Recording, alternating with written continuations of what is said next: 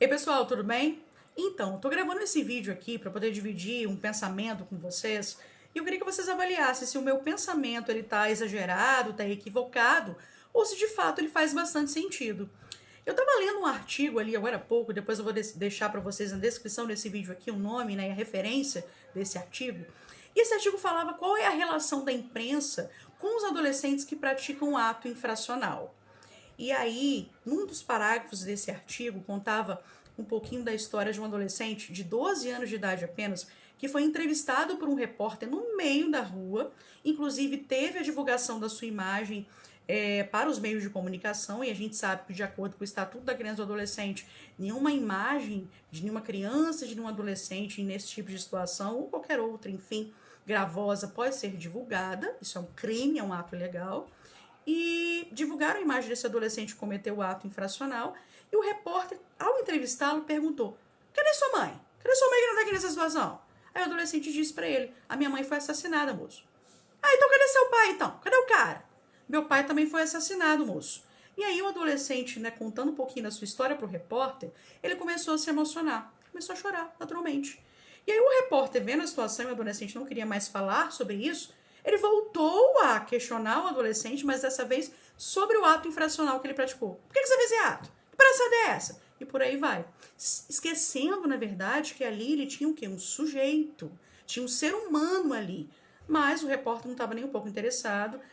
O foco central era exatamente a matéria sensacionalista, no sentido de dizer, né, que adolescentes estão cometendo atos infracionais e aí eles vão entrevistar profissionais, perdão, que já estão saturados dessa situação, que é a autoridade policial, e as respostas que a autoridade policial dá para esses repórteres são redução da maioridade penal, a gente prende num dia, a justiça solta no outro, ou prende, vai ficar só 3 anos, daqui a pouco volta para a sociedade e pratica atos infracionais novamente.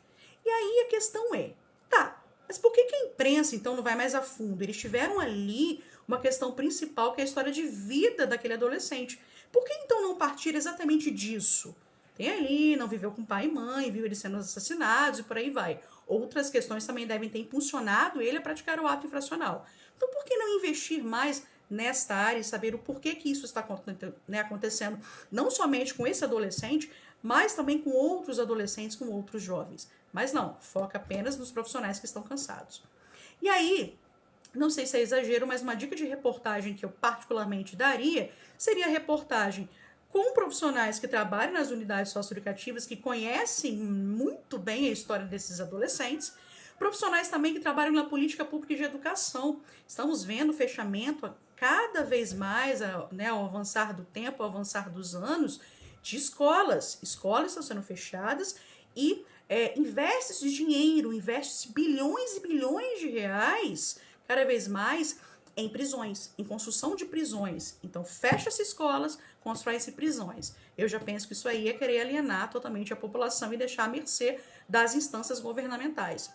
Uma outra dica também que eu dou seria, por exemplo, entrevistar profissionais que trabalham diretamente com assistência social, uma política pública de combate à pobreza e extrema pobreza que não combate e que não emancipa ninguém. Uma outra dica também seria ver a política pública de saúde. Será que a saúde que se diz universal dentro do nosso país realmente tem atendido a todos? Uma demanda muito grande nos adolescentes e jovens que cometem ato infracional, por exemplo, é a questão da drogadição.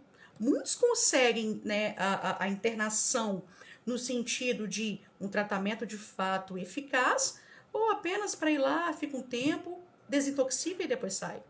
É uma lacuna, é uma dúvida que paira no ar. E também sugeriria a imprensa subir as grandes periferias, porque vimos que 82%, pelo menos no estado do Espírito Santo, dos adolescentes e jovens que cumprem medidas socioeducativas são negros e da favela.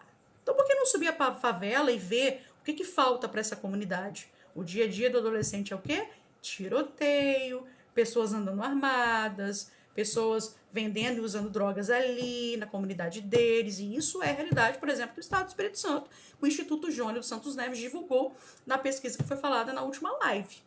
Então tá aí, uma sugestão simples. Será que é coisa da minha cabeça ou de fato é isso mesmo que tem que acontecer? A imprensa tem que parar de ser sensacionalista e levar a verdade dos fatos. E nós, enquanto cidadãos, precisamos nos juntar, nos unir e cobrar das nossas instâncias governamentais esse tipo de atitude. Prevenção ao invés de punição.